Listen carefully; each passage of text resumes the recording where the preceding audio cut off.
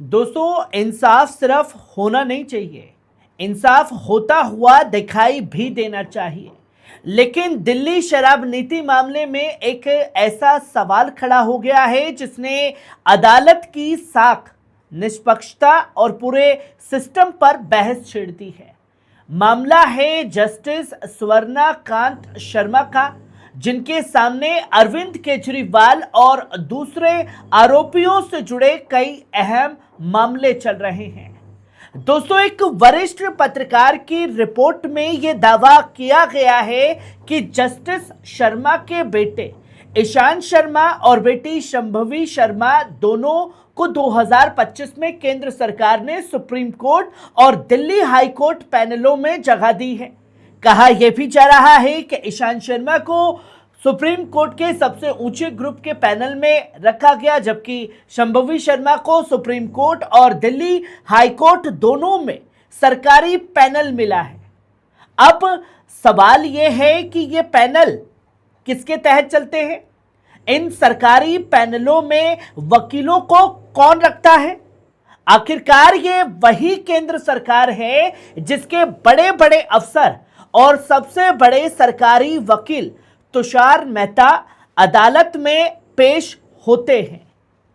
दोस्तों, अगर किसी जज के बेटे और बेटी को वही सरकार बड़े पैनल दे रही हो और उसी सरकार का सबसे बड़ा वकील उसी जज की अदालत में पेश हो रहा हो, तो क्या ये एक मुमकिन कॉन्फ्लिक्ट ऑफ इंटरेस्ट नहीं बनता? कानून में एक बहुत अहम उसूल है, न्याय केवल निष्पक्ष नहीं होना चाहिए बल्कि निष्पक्ष दिखाई भी देना चाहिए।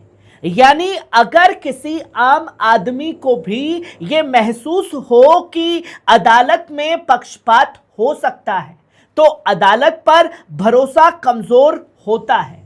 दोस्तों, रिपोर्ट में यह भी कहा गया है कि इस मामले में 23 आरोपियों ने जस्टिस शर्मा से खुद को अलग करने यानी रेस्क्यूज की मांग की थी, लेकिन हैरत की बात यह है कि यह तय भी जस्टिस शर्मा खुद करेंगी कि उनके खिलाफ कॉन्फ्लिक्ट ऑफ इंटरेस्ट है या नहीं। यानी सवाल भी उन्हीं पर है और फैसला भी वही खुद का करेंगी।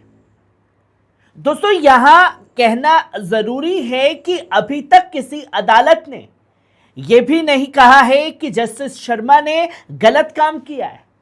यह भी साबित नहीं हुआ है कि कोई सीधा समझौता या दबाव था, लेकिन बहस इस बात पर है क्या हालत ऐसे हैं कि एक आम आदमी को अदालत पर शक हो सकता है।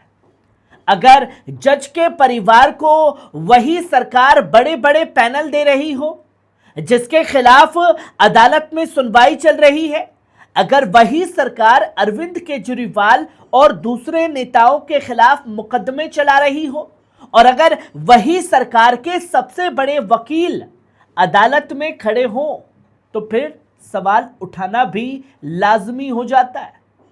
दोस्तों, अदालत की ताकत उसके आदेशों में नहीं है, उसके ऊपर लोगों के भरोसे में होती है। और अगर लोगों को यह लगने लगे कि इंसाफ पर असर पड़ सकता है तो सिर्फ एक केस नहीं, पूरा सिस्टम कटघरे में खड़ा हो सकता है। आखिर में सवाल सिर्फ इतना है, क्या अदालत को इस मामले में ज्यादा एहतियात नहीं बरतनी चाहिए? क्योंकि कभी कभी इंसाफ से भी ज्यादा जरूरी होता है इंसाफ का भरोसा बचा रहना, जो कि आज के मौजूदा दौर में कहीं ना कहीं डगमगाता जा रहा है।